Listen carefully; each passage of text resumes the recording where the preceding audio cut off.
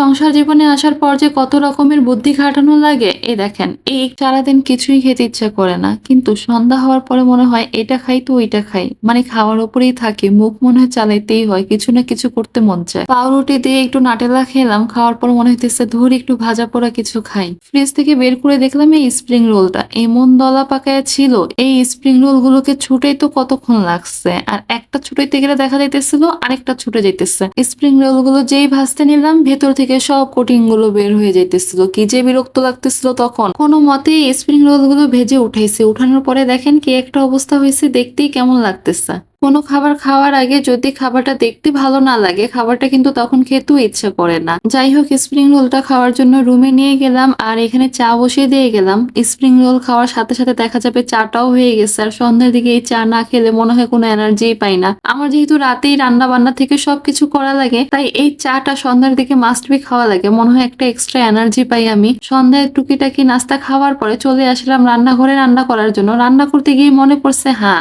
আজকে যে বাসায় পোলাও রান্না করব পোলাওতে দেওয়ার জন্য যে ঘি লাগবে বাসায় এই ঘি শেষ হয়ে গেছে এই ঘিয়ের কথা আমার পেটুসকে বলতে ভুলে গেছি ও প্রতিদিন অফিস থেকে আসার সময় জিজ্ঞেস করে বাসায় কি কি লাগবে আর ও যখন জিজ্ঞেস করে তখন আমি ভুলে যাই আসলে কি কি লাগবে যেই কয়টা মনে থাকে ওই কয়টা বলি আসার পরে মনে হয় হ্যাঁ এটা বলি নেই ওইটা বলি নেই সংসার জীবনে আসার পর দেখতেছে প্রতিদিনই একটা সংসারে কিছু না কিছু লাগে মানে সংসারে ঢোকার পর যে সংসারের কত কিছু লাগে যাই হোক রান্না করতে আসার পরে গিয়ে মনে পড়ছে বাসায় ঘি নাই আর পোলাওয়ের মধ্যে যদি ঘি না দেই হুসাম জানি কিভাবে বুঝে যায় পোলাওতে ঘি দেই নাই ও ওই দিন পোলাও মুখেই দেয় না এমন একটা অবস্থা করে একদিন মনে হয় আমি ঘি ছাড়া রান্না করছিলাম ওই দিন হুসামকে আমি পোলাও খাওয়াইতেই পারি নাই একবার শুধু ও পোলাওটা মুখে দিচ্ছে মুখে দেওয়ার পরেও জানি কিভাবে বুঝছে হয়তো ওর কাছে মজা লাগে নাই পোলাওটা ওই দিনের পোলাও ওকে আমি আর খাওয়াইতেই পারি নাই এরপর আর কি হুসামের এক্সপ্রেশন দেখি বুঝতে পারছে আজকে পোলাওতে ঘি দেওয়া হয়নি দেখি তার কাছে পোলাওটা মজা লাগে নাই তাই সে খাবে না আর আমি এদিকে রান্না করতে আসছি রাত 10টায় রাত 10টার দিকে রান্না করতে আসার পরে পেটুসকে আবার নিচে পাঠাবো এই ঘিয়ের জন্য থাক ওকে আর না পাঠায় ফ্রিজে দেখলাম এই অল্প একটু ঘি ছিল